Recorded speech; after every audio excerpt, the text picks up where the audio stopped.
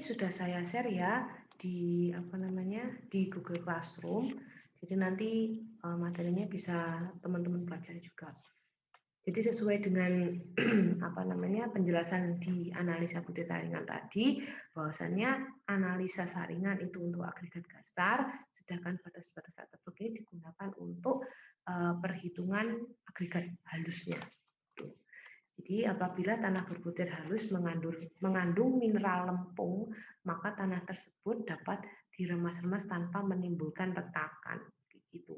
Sifat kohesif ini disebabkan karena adanya air yang terserap di sekeliling permukaan dari partikel lempung. Jadi kalau kalian main-main lempung gitu, terus kemudian coba kalian remes gitu kan cuma keluar dari jari-jari tangan gitu toh ya, tanpa adanya menimbulkan retakan kayak gitu. Itu karena tanah lempung ini punya sifat kohesif, yaitu cenderung suka sama air, jadi dia cenderung lunak lembek kayak gitu. Nah, atas dasar kandungan air pada tanah tersebut dapat dipisahkan ke dalam 4 keadaan dasar. Jadi si lempung ini kalau misalkan dipecah keadaannya, dideskripsikan, itu ada namanya padat, semi padat, plastis, dan cair. Itu. Nah, untuk penamaan itu sendiri, jadi di sini ada gambarnya ya. Nah, besar. Ini untuk tengah-tengahnya ini namanya batas susut, SL simbolnya.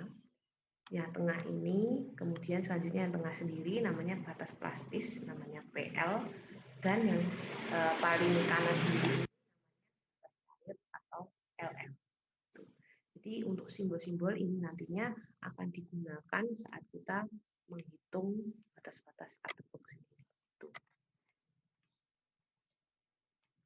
Nah, ini untuk pengujian batas cair LL. Nantinya di lab alat ini ada, namanya cincin ketukan gitu. Ya, nantinya dasarnya ini akan berupa karet. Jadi nanti tinggal diketuk, diputer, cetuk gitu suaranya.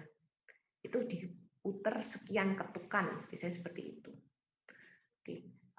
Nanti kalau misalkan putus, silahkan bergabung lagi ya. Ini gambar alatnya yang secara real, kalau tadi yang gambar ilustrasinya.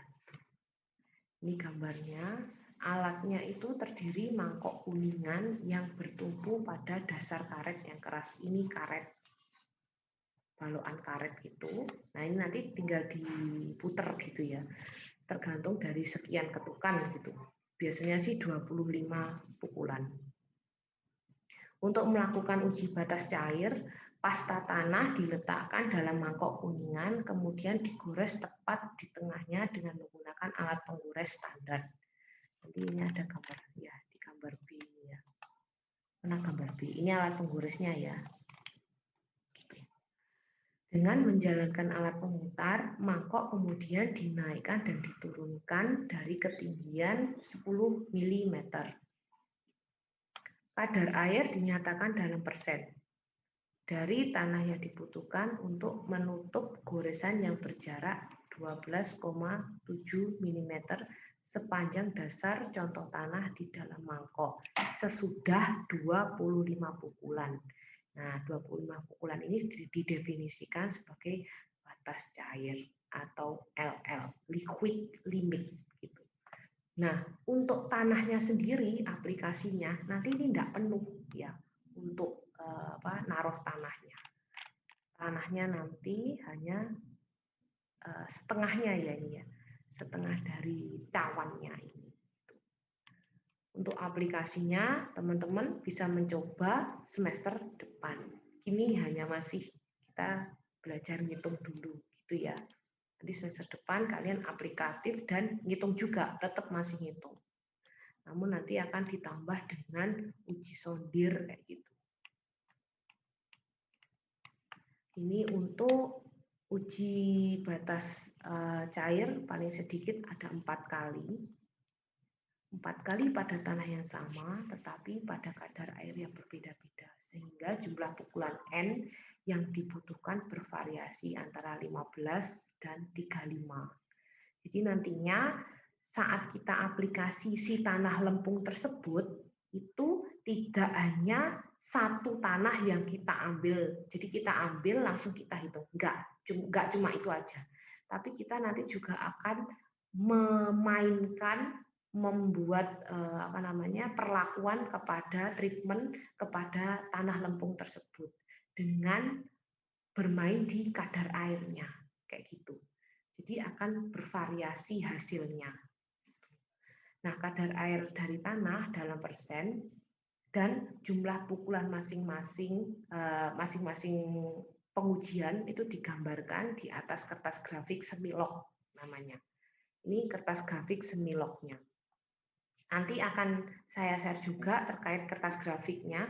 Sepertinya saya lupa tadi nggak ngunggah. Nanti saya tambahkan ya. Hubungan antara kadar air dan log N dapat dianggap sebagai garis lurus. Garis lurus tersebut dinamakan sebagai kurva aliran atau flow curve. Nah, kadar air yang disesuaikan bersesuaian dengan N sama dengan 95 yang ditentukan dari kurva aliran adalah batas cair dari tanah yang bersangkutan. Nah, ini kemudian untuk PL. Kalau LL menggunakan alat cawan, ya.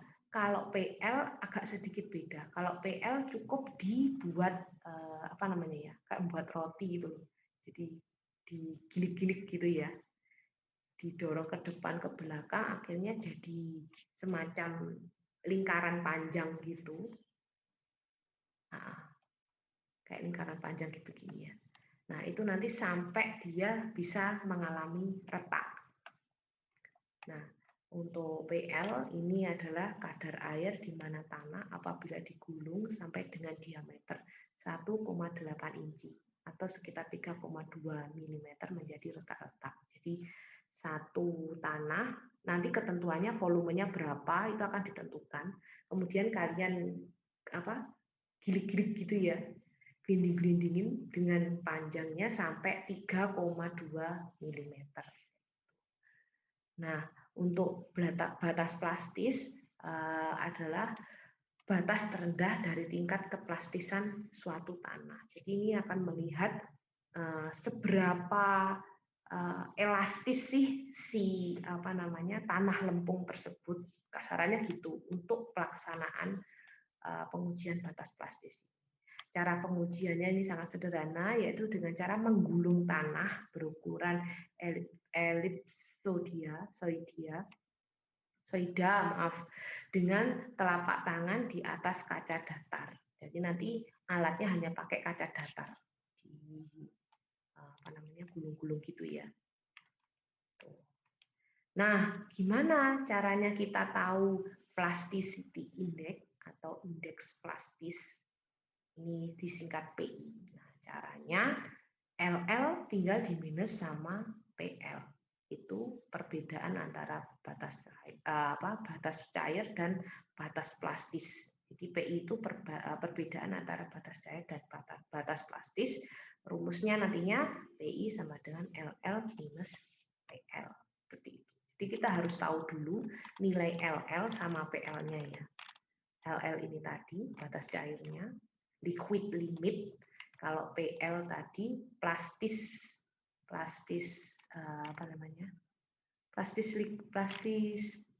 liquid ya. Jadi kalau buat singkatan itu biasanya pakai bahasa Inggris gitu. Jadi itu nanti baru untuk singkatannya gitu ya. Indeks plasticity itu biasanya PI.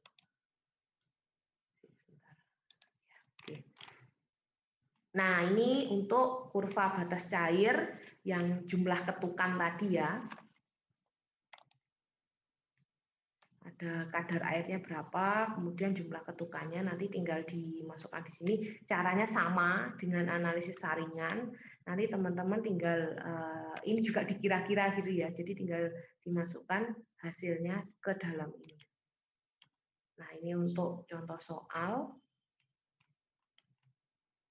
Nanti untuk contoh soal mungkin teman-teman bisa pelajari sendiri, kemudian nanti bisa dibuka sesi tanya jawabnya ya.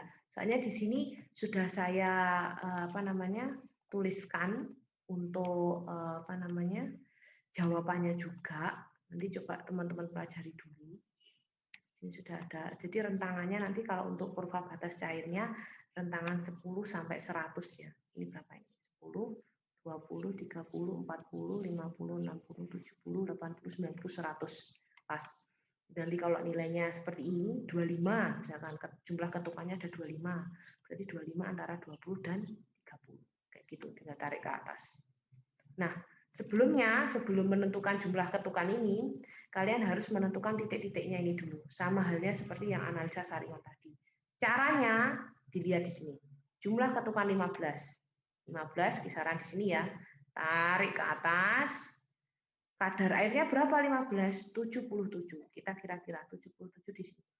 Tarik ke samping, kemudian pertemukan dengan 15 tadi. Itu. Nanti kesemuanya tarik garis ini ya, baru kita tentukan jumlah ketukan yang ini 25. Jumlah ketukan 25 ada sesuai di soalnya. Yang pertama. Ketukan batas cair LL. Oh ya, sesuai dengan uraian yang saya berikan tadi ya di atas sendiri. Ya ini. Pukulan 25 pukulan. Ya. Jadi untuk LL kita pakai itu 25 pukulan. Ketukan normalnya. Kemudian tinggal ditarik garis ke samping, ketemu nilai LL-nya. Itu ya. 69 kira-kira segitu, 69. Kalau pengen lebih bagus, silakan pakai kertas grafik tadi ya yang saya ceritakan tadi. Batas milimeter. Nah, itu lebih jelas nantinya untuk gambar.